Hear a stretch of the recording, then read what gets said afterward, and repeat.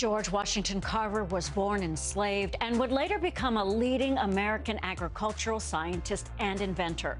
Among his achievements, using crop rotation to preserve soil, he's most well known for the many products he created by using peanuts. Ted Corbett was a sports pioneer. He's most well known as the father of long-distance running. He took a not-so-popular sport and, faced with racial discrimination, he paved the way over thousands of miles so others could follow. CBS 2's Otis Livingston has the story. The grandson of slaves, Ted Corbett was born on a cotton farm in South Carolina. He passed away in 2007, but as the saying goes, heroes get remembered, but legends never die. Ted Metellus is the first black race director of any of the world marathon majors, and he knows how much he owes to Ted Corbett. He is history, he is legacy, he is black excellence in its purest sense. Some of you may have never heard of Ted Corbett, but it would be hard to find a serious runner who hasn't. Every December, avid runners even participate in the annual Ted Corbett 15K, held in his honor right here in Central Park. Somebody once said, for distance running, he was like Jackie Robinson, Lou Gehrig, and Bill Russell. Those men played popular sports at the time. Corbett took on long-distance running way before it was popular or inclusive as it is today. He had faced various issues, discrimination issues, Jim Crow type issues. In 1952, he became the first African American to represent the U.S. in the Olympic marathon. He completed 223 marathons and ultra marathons, winning the very first Philadelphia Marathon in 1954. But his biggest obstacles weren't on the racing course. You look at it from a sense of perspective of what we get to do now as runner. I have the ability to travel to a race and not have to be in a white-only or a black-only kind of environment. He had to deal with that. And actually participate in an event without having any fear or concern of verbal abuse or physical abuse while you're out there running. Completing an event and being able to say, okay, I can go home now without a problem. There's stories of Ted having to run extra distances to get home that was safe. We've come a long way. His training regimens were legendary. On 4 occasions, Corbett completed 300-mile-plus training weeks. That's an average of almost 43 miles a day. A marathon is 26.2 miles. In fact, while most of us drive or take mass transportation to work, Ted ran, from Riverdale in the Bronx to Lower Manhattan. He would do 200-mile weeks regularly, and that included running 20 miles to work and sometimes running 20 miles home. Corbett was better known for his actions than his words, but because of the paths he cleared, he became the first president of the New York Road Runners Club in 1958. He helped bring the New York City Marathon to all 5 boroughs and invented the methods and guidelines for accurate measurements of courses. A pioneer, a trailblazer, but most of all, Ted Corbett served as an inspiration. He was out there when no one else was and said, you can do this as well. There's been many times where I was the only African-American out at an event site working. I know folks looked and said, oh, wow, there may be an opportunity for me to be out there doing this. No different than you, Otis. Someone's looking at home right now watching this saying, I could do this as well. He looks just like me. And of course, that is something that I don't take lightly. Ted Corbett trained in Central Park, and now a running loop is being named after him there. The City Parks Department recently unveiled a nameplate which will be displayed along the main loop.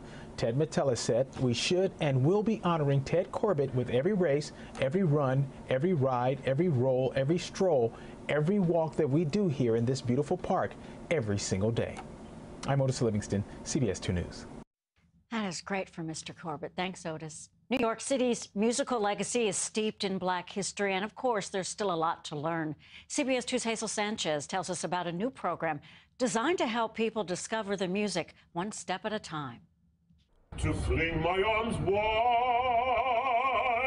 A captivating baritone on brownstone steps in the middle of Harlem. To whirl and to dance. Even more impressive, soloist Kenneth Overton is singing lyrics by the famed Harlem Renaissance writer and poet Langston Hughes on the very site of his former home. I get to sing the music of some of my literary heroes as well as some of my musical heroes. And to combine that with New York City and Black history, it's just a win-win. It's all part of a project by On-Site Opera called The Road We Came. It's a free app designed to showcase composers, musicians, and places that highlight the rich Black history of New York City through a series of self-guided lead musical walking tours. We started ours at Langston Hughes' house on East 127th Street, where we had the added treat of meeting the current owner who took us inside. I love the way you kept the molding there. And Overton just couldn't resist. In some place in the sun.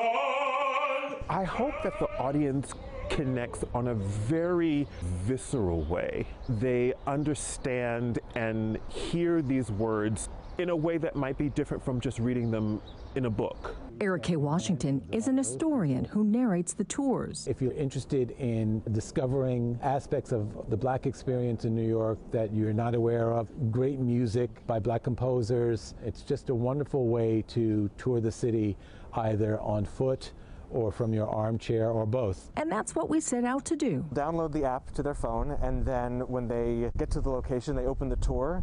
And just like a regular GPS, Eric Einhorn of Onsite Opera showed us how it works. the tour will take you from spot to spot. It'll show you the route you have to take, and then when you get to the locations, another window will pop up with information about that particular spot. Another uptown stop was the Schomburg for a deeper dive into the music of the Harlem Renaissance by composers like Leslie Adams and Margaret Bonds, one of the first Black composers to gain recognition in the U.S. The 3 musical walking tours will take people through Harlem, Midtown, and here in Lower Manhattan, where the historical journey begins at the African Burial Ground National Monument.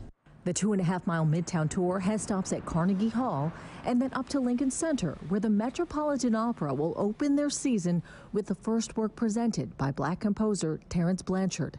It also reintroduces this area as San Juan Hill, once renowned for dance halls and jazz clubs. The tour featuring music by artists like ragtime great U.B. Blake. People who participate will walk away with a little bit more insight into Black contributions in New York. They will meet a host of other people that they didn't know. Music and history, enriching them every step of the way.